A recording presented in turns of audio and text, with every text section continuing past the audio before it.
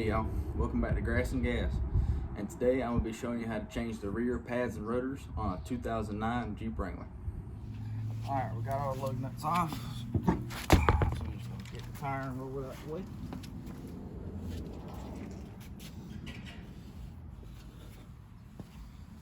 So now what we want to do is relieve some of the pressure that the caliper is applying to the rotor.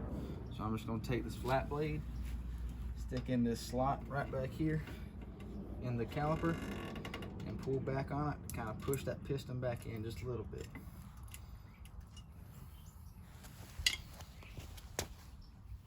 Just want to make a simple correction here, but instead of a 14 it actually ended up being a 13 for these caliper bolts. So what I'm going to do, break them loose and take them off, and I should be able to get the caliper off.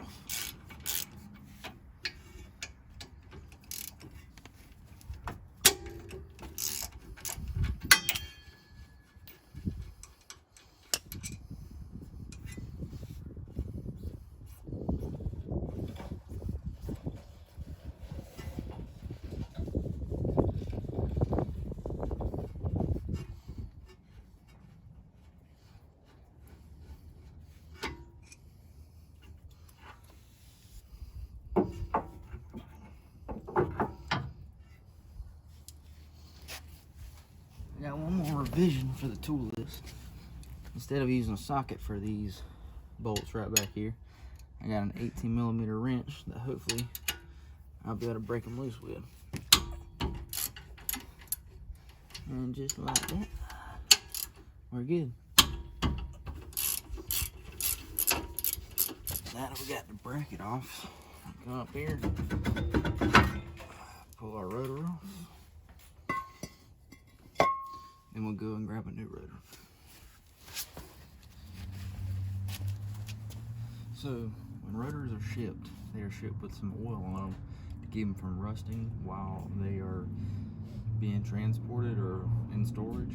So what you want to do is you want to get you some brake cleaner, but in my case I got some carb cleaner that'll do just as good. You want to spray off the whole rotor to get all that oil off of it.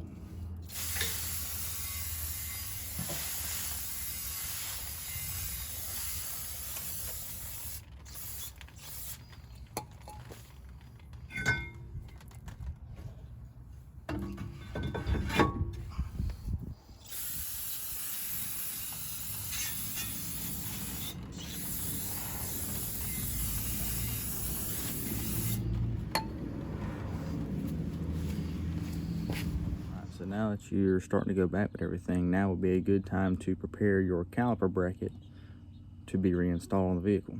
So what I went ahead and did was I took the hardware off of it, and I come up here to the slide pin, and I've already put grease on it, but I'll show you with the other one. You take it out, you clean all the old grease off of it, you get some brake grease. Sometimes brake grease will come in the box with the pads. Mine didn't, but I had some around the house. So I put some on there, got it all slicked up, and then put it back on and make sure that the rubber seals against the caliper bracket with that little flange. But I'm going to show you real quick with the other pin. So you take it out.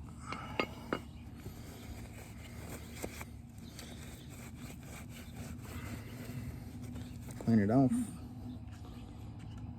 Get some brake grease.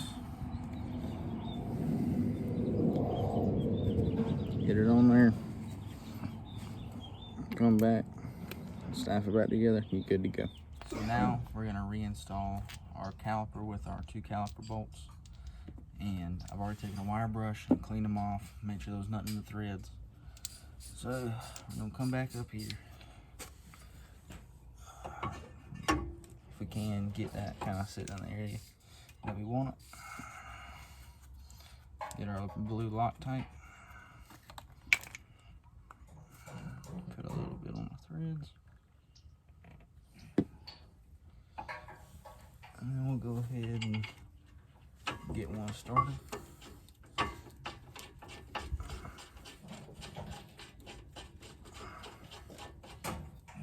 Same thing with the other bolt.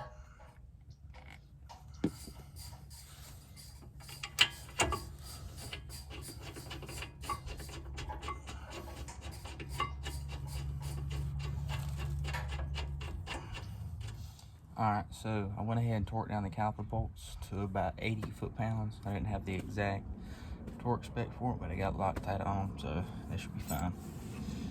Now what you want to do is you want to install your brake hardware. The way this goes on the bracket, there's a little divot where the corner of the brake pad rides in, where the hardware goes. There's a high side to it and a low side to it. And of course, the hardware has the same deal with it. So you want to put the high side, of course, on the high side, and you want to have this little tab right here on the outside of where it goes onto the caliper.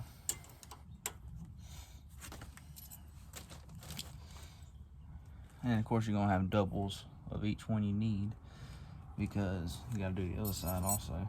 So you might have to sort through it for a little while to see which one you need and what goes where.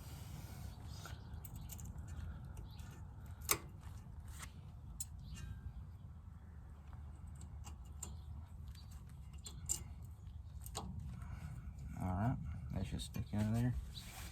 Now, there's obviously going to be 4 brake pads in the box, and you got 2 of them that are going to have the wear indicator, which is what squeals whenever the pad gets low, and you're going to have another plain one without the wear indicator.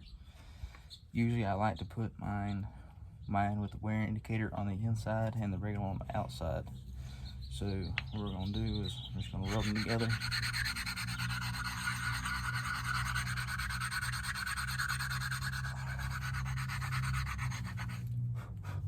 Just kind of knock the edge off a little bit. And then I'm going to take my brake grease, put a little bit on each ear of the brake pad.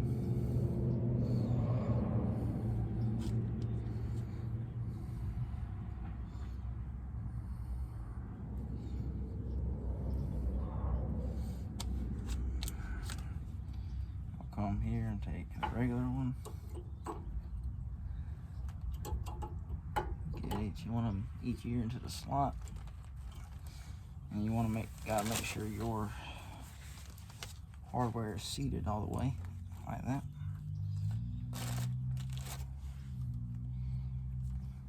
Same thing.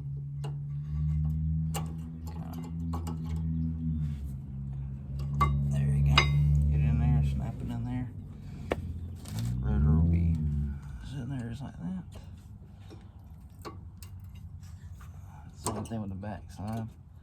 Back side might be a little bit more aggravating because of that indicator might get in the way. That goes in just like that. Nice and tight, and we can get on to reinstalling our caliper. So at the beginning of the video, whenever I took the screwdriver and pushed the piston back, I was able to push it back far enough when I first started to where we won't have to take that C-clamp and an old brake pad, put the brake pad here, put a C-clamp around here, and compress that piston back in. But we don't have to do that now because, like I said, I already did it with the screwdriver. So now we'll just come up here, get the pins in place, lined up with your bolt hole. Get your bolts started. And you might have to hold the actual slide pin right here that has a hex on it so it doesn't turn, so you can snug it down.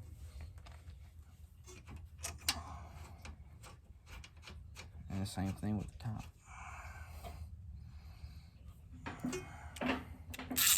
Take a 13, snug it down.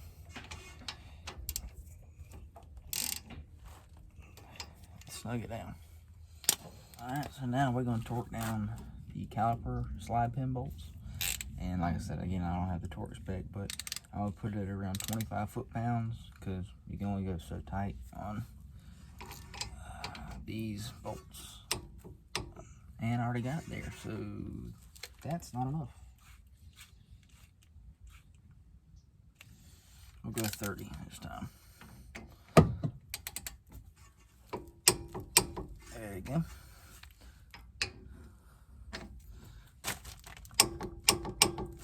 And we're good to go. So at this point, all the instructions that you just saw, you're going to want to repeat them on the other side. And once you get through, put your tires back on, torque them down, and you're good to go. And don't forget to pump your brakes before you go to drive it. Thanks for watching, and I'll see you in the next episode.